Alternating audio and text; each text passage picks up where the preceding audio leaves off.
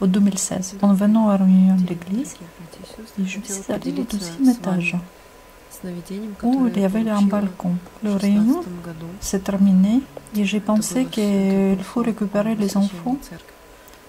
Je devais rentrer à la maison. En y réfléchissant, je sors sur le balcon et je vois qu'il y a quelque chose comme la nuit. Le soleil a commencé à se coucher et je vois que le ciel se remplit d'une sorte de lumière un peu étrange. Cette lumière remplit tout l'espace. J'ai commencé à regarder autour et devant, où il y avait le parking, juste en face du balcon, se trouvait une immense pelouse avec de l'herbe verte. Et je vois deux personnes marchent sur cette pelouse, sur cette herbe, et je vois qu'ils commencent à briller dans l'intérieur, et à un moment donné, comme des deux étoiles brillantes, ils décollent du sol et se lèvent. Et je dis, oh, c'est dangereux. L'enlèvement.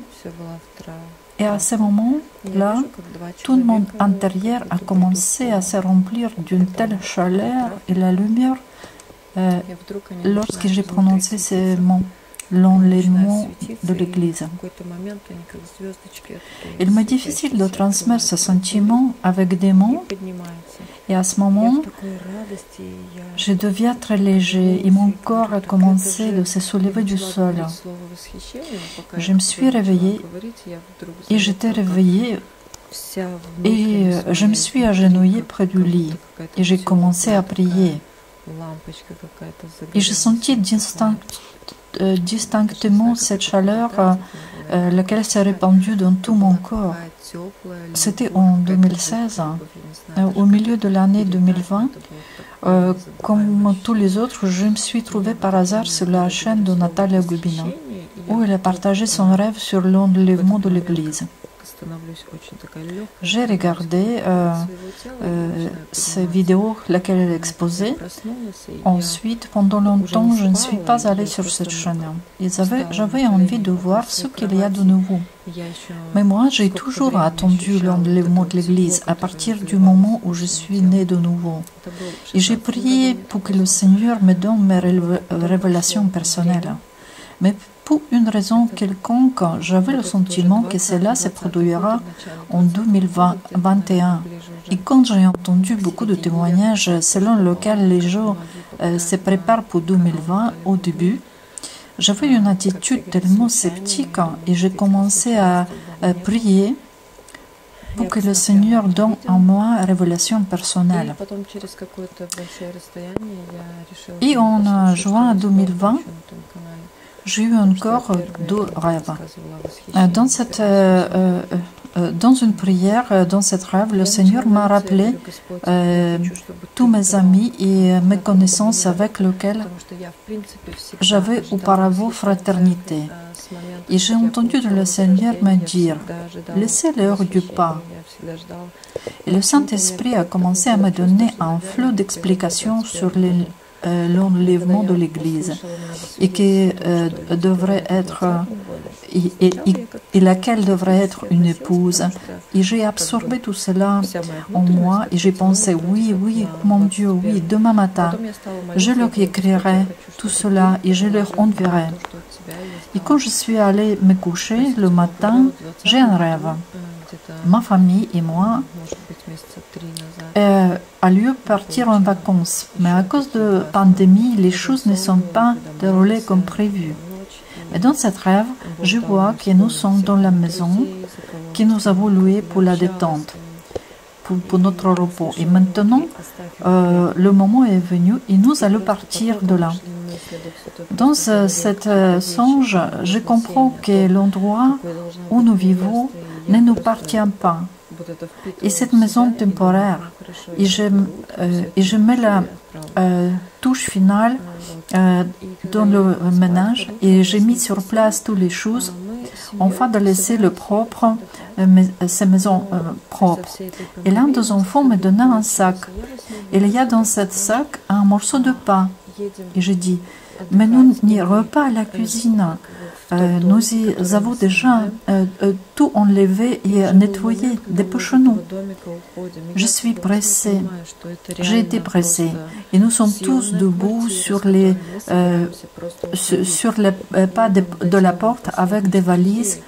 Et comme ça fait-il, nous envoyons un avion. Et je me suis dépêchée avec mes enfants pour arriver à l'heure à cet avion. Allons plus vite, je les dirais. Et nous devons, tout le monde, toute notre famille devrait partir avant 10 heures. Nous partons plus vite, plus vite.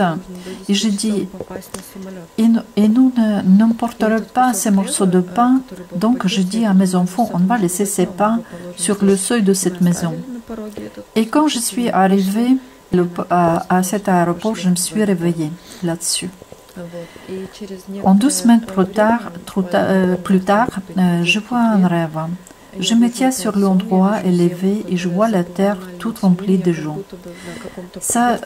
Ces gens étaient comme une ruche d'abeilles. Un tel bruit a été régné sur ces gens-là. Tout le monde a été occupé avec ses propres affaires, chacun ses propres pensées, des actes, des gestes, des préoccupations qu'ils ont eues étaient sur ses propres idées. Et toute cette terre bourbonne comme une ruche. Mais je me tiens sur les montagnes un peu plus élevées. Et j'ai eu un sentiment comme s'il y avait quelque chose qui va se passer. Quelque chose très important. Et comme si c'est le point et moment d'arrivée de Jésus-Christ.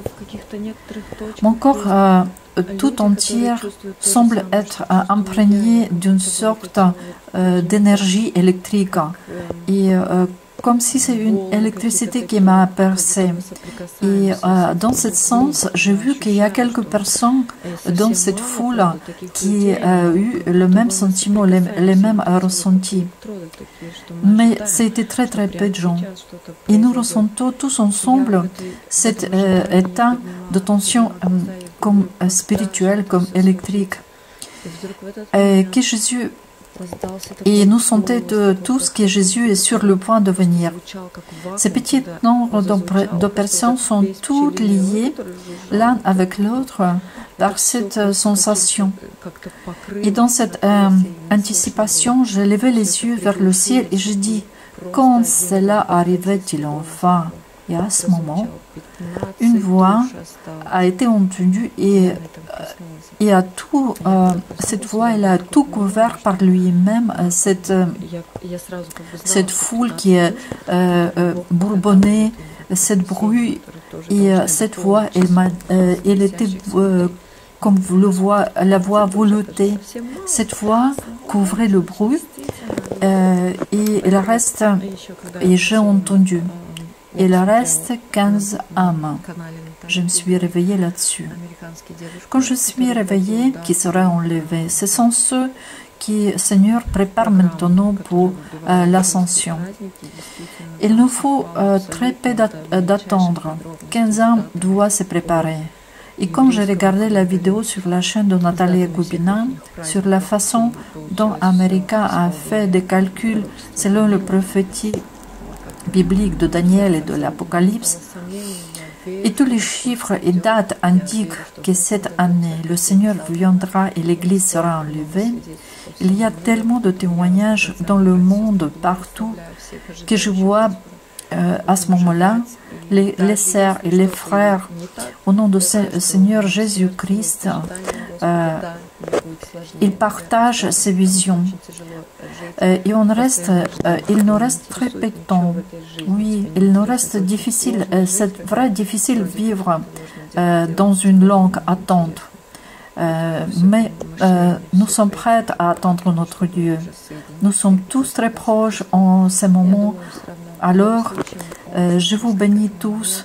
Je vous bénis tous qui attendent le Seigneur. Et je remercie le Seigneur pour vous tous. Amen.